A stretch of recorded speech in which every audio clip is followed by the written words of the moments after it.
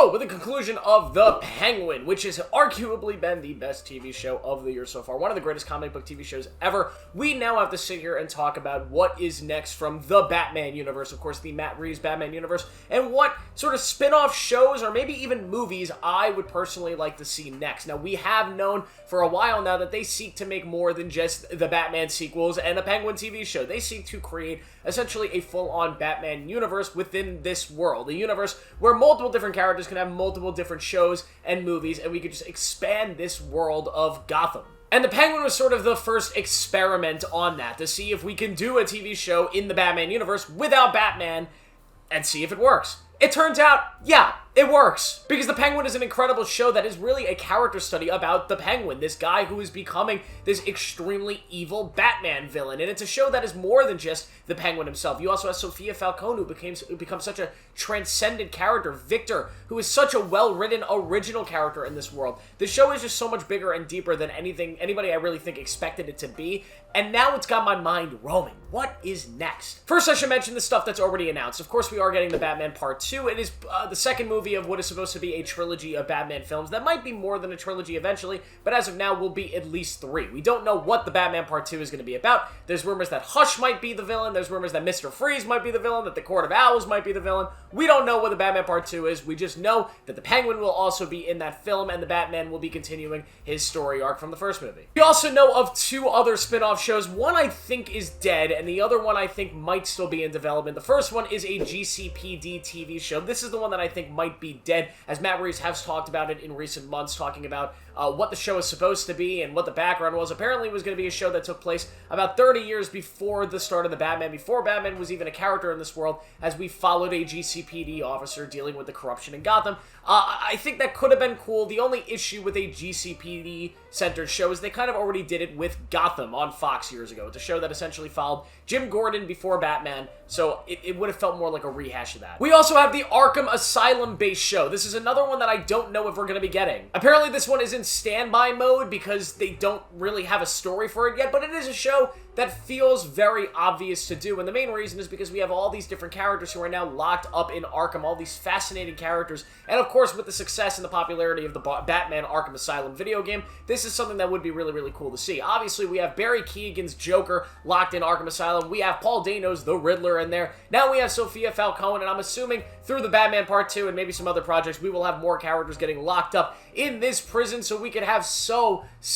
much good television, good potential television with all these different characters interacting with each other. Obviously, this is something that I think will eventually happen, and I am so down for it. I love all of these characters. I would love to see a show that really focused on the Joker and the Riddler just getting up to shenanigans with each other. Give us a real Joker project that is not just this character study of a random loser dude named Arthur Fleck. No, like a real Joker thing. I don't know if the appetite's still there, but this one still is in development. There's also rumors of a Clayface movie. This one went a couple months back. I remember like a year ago, there were rumors that they were in development of a Clayface film, that Clayface might actually be the villain of the Batman Part 2 and then would go on to star in his own movie. I don't know if this one's so true because Matt Reeves has talked about wanting to keep this universe grounded, and obviously Clayface is not a grounded character. He's a giant, like, slush monster that shapeshifts and turns into other people. So would that work? I don't know. Maybe it would. I'm much more akin to the idea that the Clayface movie might be a part of the James Gunn universe if it is happening. There was also a rumored Mr. Freeze movie. This one seems much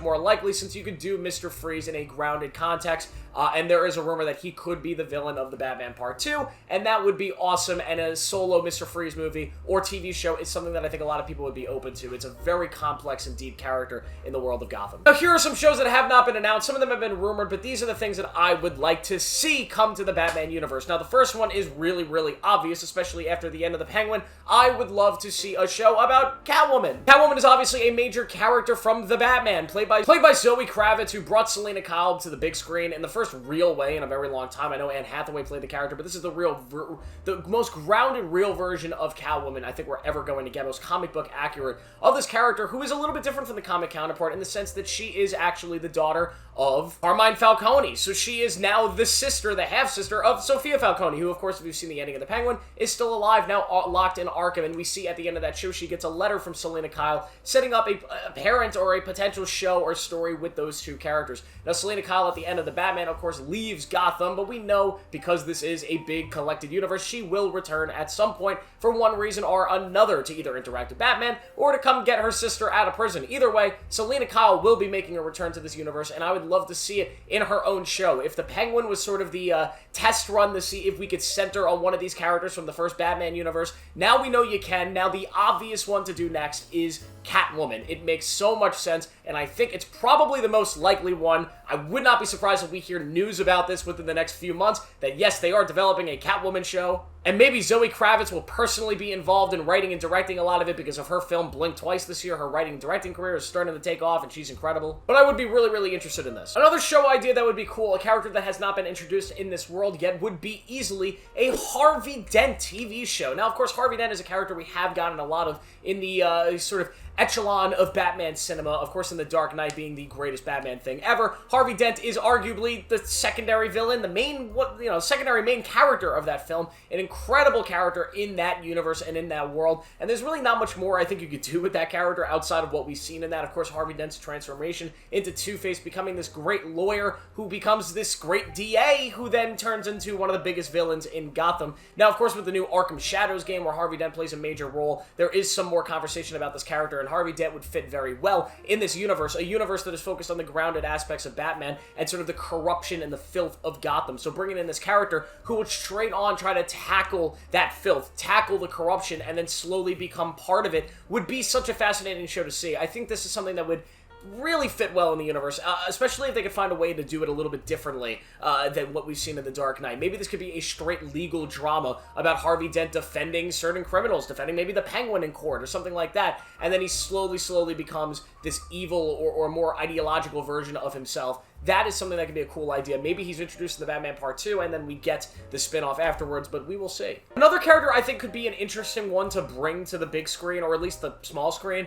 is one that actually almost got brought to the big screen. I'm talking about Firefly. This is another sort of underrated Batman villain, but one that has a really good backstory. This character who's has a lot of relation to firefighters and being, having a tragic backstory when it comes to fire, of course. Firefly was a character we were going to get in the Batwoman movie that ended up being canceled despite the fact that it was finished. Going to be played by Brendan Fraser. It's another character I think would fit very, very well with the mythos of this Gotham and sort of this corruption, this overarching corruption storyline. He probably would fit better as sort of a side villain in one of these movies, in the Batman Part 2 or the Batman Part 3, just being a side villain that sort of shows up for a couple scenes, but another character that I think could mold well in their own series. Another idea is obviously maybe the Penguin Season 2. Now, I have some mixed feelings on what a Season 2 for the Penguin could look like. Matt Reeves have talked about it recently, that they have had discussions about it. I think what makes the Batman Part 1 work so well, or the Penguin Season 1, sorry, works so well, is that we don't fully know this version of the character of Penguin yet. We know a lot about him, we know a lot about the comic counterpart, but we don't know his background. We don't know if this is sort of a Penguin who has some morally good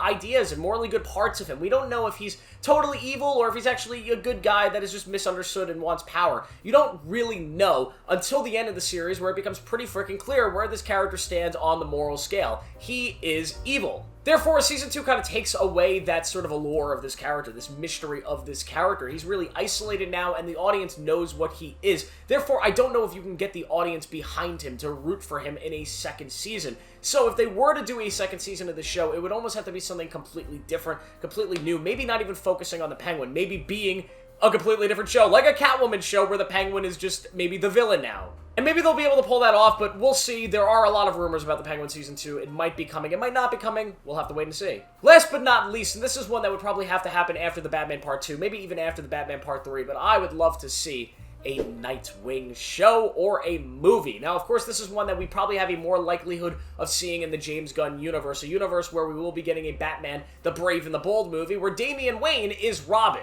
If Damian Wayne is Robin in that universe, you could bet your ass that Nightwing is probably out there somewhere as Dick Grayson. So there's a better likelihood that we will be getting that movie in that universe. And there was a Nightwing movie in development a couple years ago, so this one seems very, very plausible. But I would love to see what a Robin and an eventual Nightwing would look like in the Robert Pattinson universe. There's some aspects about Robert Pattinson's Batman to where it might not make so much sense. The fact that Robert Pattinson is a very young Batman, is a very inexperienced Batman, so he's not the type of Batman who's going to bring in this younger sort of kid and train him to be Robin and then have the whole storyline of him becoming Nightwing. so it might be difficult, it might take some time, but Nightwing is such a complex character. Dick Grayson is such a complex character. This man who has been, lost everything, lost his family, and was taken in by Bruce Wayne and sort of made to become this sort of weapon in a way, but also sort of a surrogate son. It's such a fascinating story, and his transformation into Nightwing and becoming sort of the savior of Bloodhaven, which is right next to it's Gotham's sister city. Such an interesting storyline, and something that I can't believe we haven't seen in some live-action format. So this is one that I would really, really be interested in, to explore another city in this sort of Gotham universe, the next-door neighbor city, with a young character who could be so much more exciting, trying to live in Batman's shadow, but escape it at the same time. There is something interesting to be told there, and yet again, I think we'll probably get this in the James Gunn universe, but if we can get it in the Matt Reeves universe, that would be awesome. What Batman spin-offs do you want to see? Let me know down below. Make sure to like this video, subscribe for more, turn on notifications. I'll see you in the next one.